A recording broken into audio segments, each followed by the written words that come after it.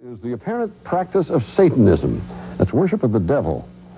Now, police have been skeptical when investigating these acts, just as we are in reporting them. But there is no question that something is going on out there, and that's sufficient reason for 2020 to look into it. One caution, we believe that some of the pictures and descriptions in Tom Jarrell's report may be disturbing and even frightening, particularly to younger viewers. Here is Tom's report. Dateline, Northport, Long Island.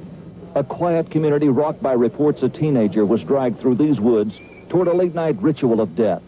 An eyewitness said the victim, Gary Lowers, was forced to pray to Satan as he was repeatedly stabbed to death. 2 young men were arrested. James Troiano was found innocent last month, but his alleged accomplice never made it to trial. Ricky Casso committed suicide in jail the day after his arrest. Despite numerous signs that Casso was into Satanism and rock music associated with devil worship, police steadfastly refused to label this case satanic. The official explanation, a drug-related crime. Dateline, Phoenix, Arizona, 140 dogs found slaughtered. Across the country, police tell us, there have been more than 15,000 animal mutilations, and often they were clearly used in some kind of bizarre ritual, but there's no official explanation. Dateline, Walnut Grove, Alabama. Police are called in to investigate the site of what appears to have been a ritual.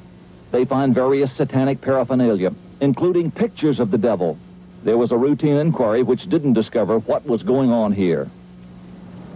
Across this country and Canada, satanic graffiti is turning up on public buildings and abandoned buildings, where police suspect secret meetings are being held by people calling themselves Satanist, people who worship the devil. Most often found, the inverted 5-pointed satanic pentagram, the upside-down cross, the evil eye, references to Babylon, and the devil's number, 666.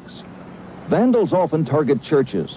Here in southern Maine, after a dozen churches were painted with satanic symbols, police arrested a suspect. Worried about the message.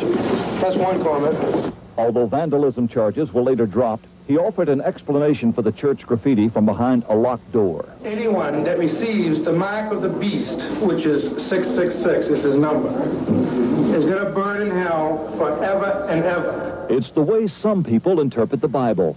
The book of Revelations, where it's written, Satan can be identified by the number 666, calling him the beast, which deceiveth the whole world. The goat's head is a key symbol of the beast. Yet throughout history, Satan has taken on many different shapes and disguises. He's widely considered by conventional religions as the embodiment of evil, on a mission to tempt man to sin and destroy God's kingdom.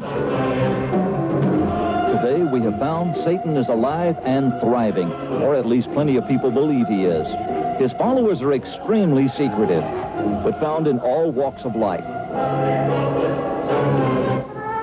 Modern Satanism was shockingly dramatized on the screen in the mid-60s with the release of Rosemary's Baby. What have you done to it? What have you done to its eyes? He has his father's eyes. It's a movie that's been described as the best advertisement that devil worship has ever had. What are you talking about, guys? Eyes are normal. What have you done to him, you maniac? Satan is his father, not Guy. He came up from hell and begat a son of mortal woman. Hail, Satan! Hail, Satan! Satan is his father, and his name is Adrian. He shall overthrow the mighty in their temples. He shall redeem the despised and reap vengeance. The zeal of these fictional devil worshippers is strikingly similar to that of real-life Satanists. God is dead!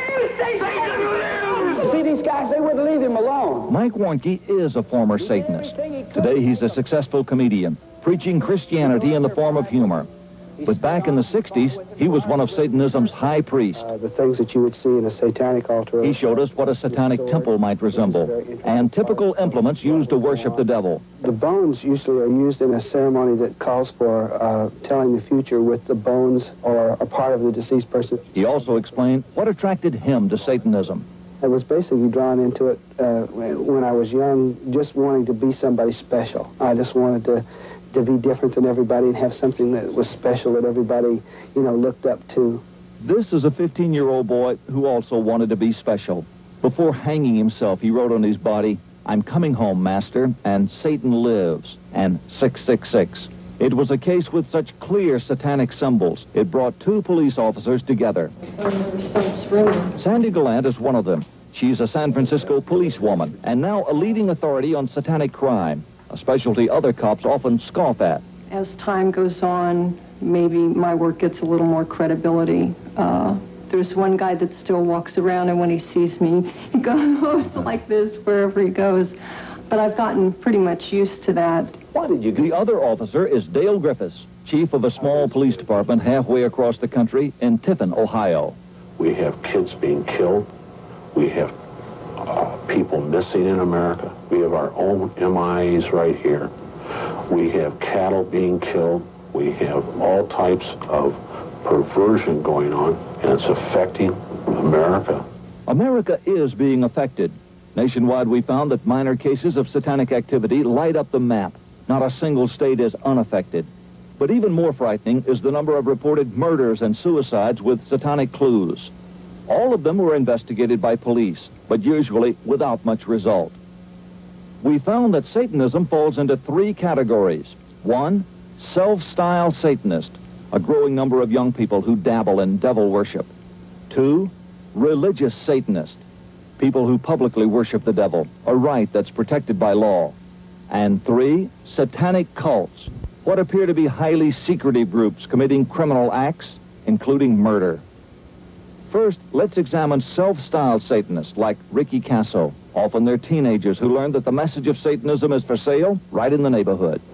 This shopping mall in affluent Westchester County, New York, exemplifies how easy it is for children, or adults for that matter, to get their hands on satanic material. We stress it's perfectly legal, and these are typical commercial outlets you'll find just about anywhere. 3 stores side by side, a bookstore, a music store, a videotape center, each offering seemingly harmless types of entertainment, like movies. Here at the neighborhood videotape store, take a look at the number of movies that involve Satanism. Most were popular films in their day, but even today, if one is inclined to believe in Satanism, it's a way to actually see the devil and perhaps be inspired. In The Exorcist, it is the tremendous power of the devil himself controlling a little girl's body against the will of a priest that makes the movie still one of the most popular examples of evil versus good. By this sign the blood of our Lord Jesus Christ, who lives and reigns with the Father. It wasn't that a demon jumped out of the TV and grabbed me by the face and dragged me down the road and forced me to join the Church of Satan. It was just that there were certain things in this program that piqued my interest, and then I decided to study more on my own. And if the devil has PR, then it is, cinema. Then there's also the satanic literature, which includes many books that are sold in many bookstores. Librarians point out that they're among the most popular books on their shelves. Here, as in almost any bookstore, you'll find both the Satanic Bible and its companion, the Satanic Rituals, a step-by-step guide to performing evil rites. Kids get their ideas, especially their psychological pumping up, so to speak, from the literature. And books play an extremely important part. And finally, music, which is found here in the neighborhood record store under the category of heavy metal music. The satanic message is clear, both in the album covers and in the lyrics, which are reaching impressionable young minds.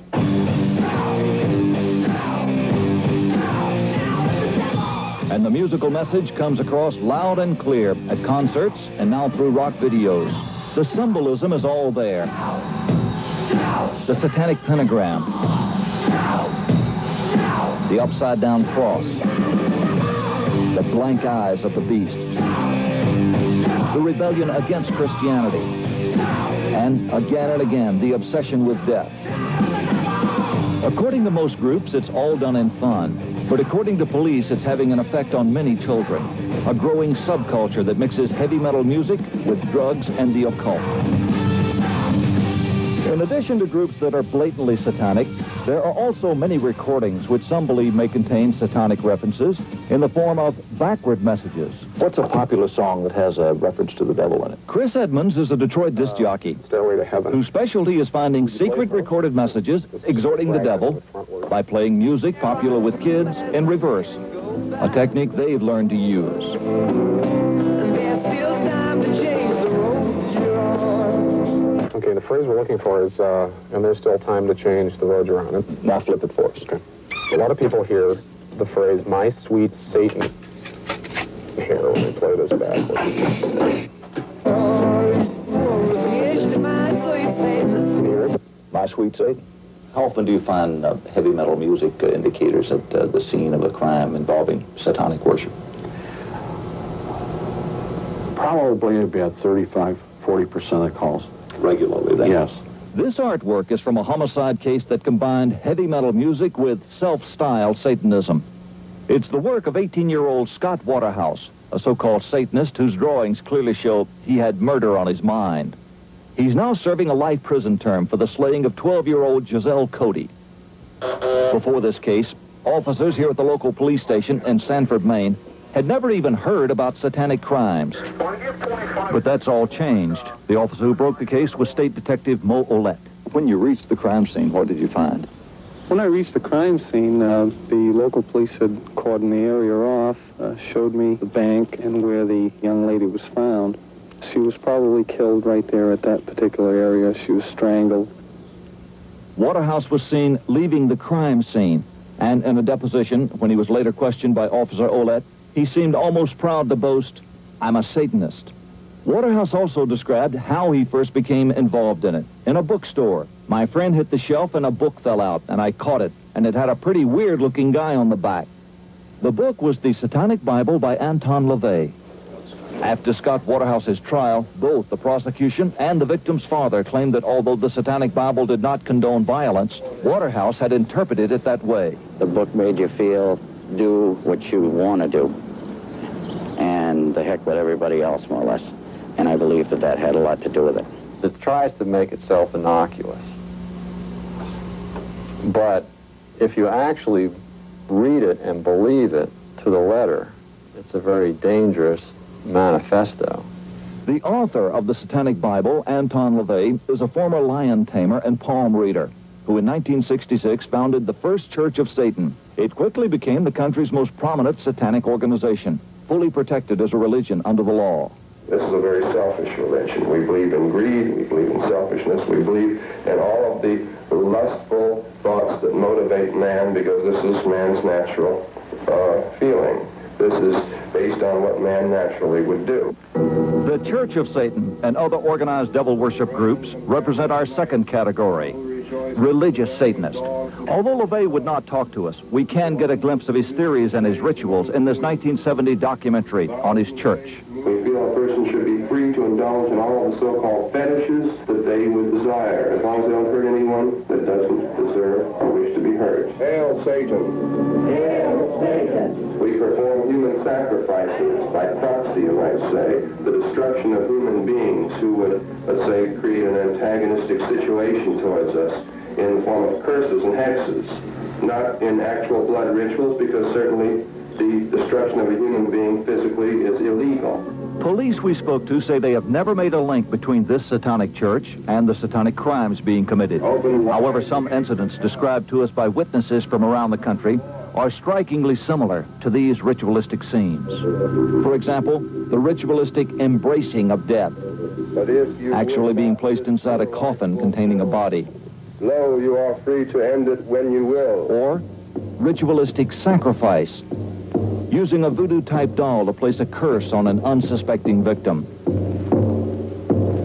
It's nothing that can be called physically harmful or illegal. Almighty Satan, destroy those who love God. Although not connected to the Church of Satan, these 12-year-old boys, with their parents' consent, demonstrated how they were taught to inflict pain on their enemies. They also claimed they witnessed sacrificial murder by members of our third category of Satanism, satanic cults. Pray for us, Police have found no proof, made no arrest. But that's no surprise. For nationwide, police are hearing strikingly similar horror stories, and not one has ever been proved. Take, for example, this case, the mother of a young victim who asked not to be identified. Usually they have the children kill the infants or the other kids. The children who were there actually were given knives? Yes, they were. And if they refused to do it, an adult, usually the child's father or mother, would actually take the child's hand and make them kill the child. There's also this similar case that links child sex abuse with murder. The children were given knives and told to go and stab those bodies. And my grandchildren told me that they couldn't do that, that it wasn't possible, that they could only get the knives to go in about that far. And then the adults put their hands over the children's hands and shoved the knives in. Was there any reference to the devil? No. Yes. And this case now under police investigation involving young boys describing murder. Tell me what you were asked to do. I was asked to stab him. To stab him. And this was in front of the other people who were there? Were you given a knife? Yes. And were you told what would happen to you if you didn't? Mm-hmm. Do you remember what they said? This will happen to you.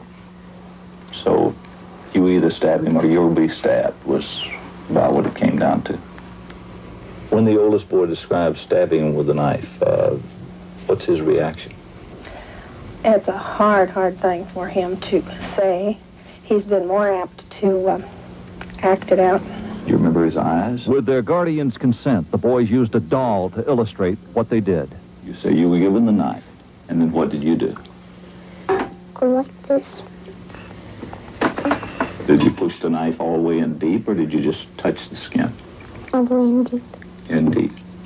Were you in the room where this was going on? Did you see what happened to the child that was stuck with the knife? Yeah. What do you remember? Or blood. Ritualistic murder has become a specialty for San Francisco's chief medical examiner. Are local investigators really prepared, equipped? Do they know what to look for when investigating these cases?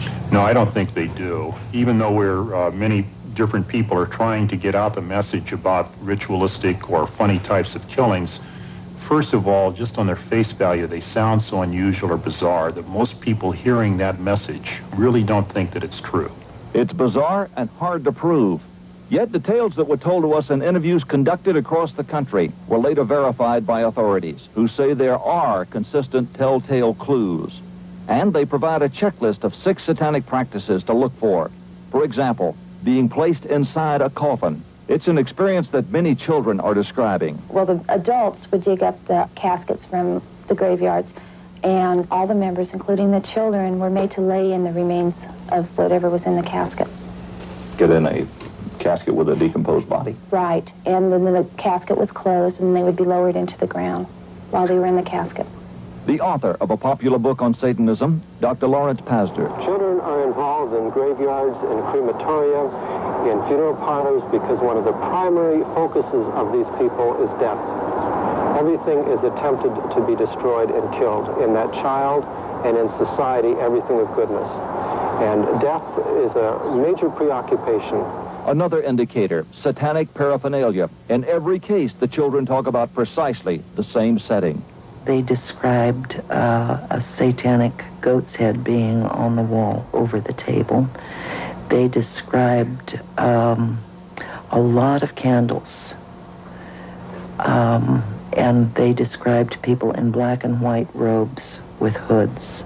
The hood, Mike, what's this for? This is to create for whoever's practicing a magical atmosphere. The colors mean anything? Yeah, the red ones would be used for some types of sexual rituals, people who are doing sexual magic. This would be used for ordinary ceremonies and also for ceremonies where you would be throwing a curse on somebody. Another indicator, kidnapping. In almost every case, the children have talked about children who were snatched and later sacrificed. They were taught to aid in the kidnapping of children. What they would do is the kids would go and play with the children and then tell them that they were either going to go to a party or that there was some toys or whatever and get them so they weren't on the move, and then her father and other members would grab the kids. Do you find missing children sometimes fall prey to these people? I believe that they do. We can't prove that they do. But as a law enforcement officer, I question 2 million children missing in the United States, knowing that many of those are not runaways and are so young that they couldn't run away anyway. Number 4, sexual abuse aimed at destroying faith in God. It's being described by numerous children. What were the parallels with what the boys have told you and the worship of Satan? Well, first of all, the sexual abuse, the pornography, which always seems to go hand in hand. The boys talked about how these people actually said, "I hate God," and they used a very deep voice when they talked about that. One of their primary aims is to destroy the belief system within a child, to make a child turn against what they believe in terms of who they are, of who God is, and to desecrate all manner of flesh, all manner of church institution, all manner of sign and symbol that a child could in any way be attached to. Cannibalism. It's difficult to believe, but in every case we examined, children described it.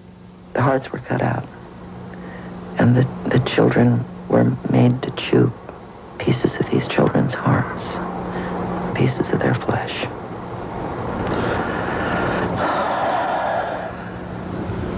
Is cannibalism part of the ritual? The children have spoken about this in almost every instance. Also, human feces, or drinking the urine, or drinking human blood. That's part of the ritual. Right. I have an old 3-inch scar here on my wrist where my friends used to cut my arm open and bleed my blood into a cup and drink it mixed with wine and urine 4 times a year as a ceremony to Satan. And finally, cremation. Most of the children describe witnessing it. It might explain why no bodies have been found. So far, police have failed to make the connection, as in the case of yet another youngster who, with his mother's consent, described how bodies were disposed of.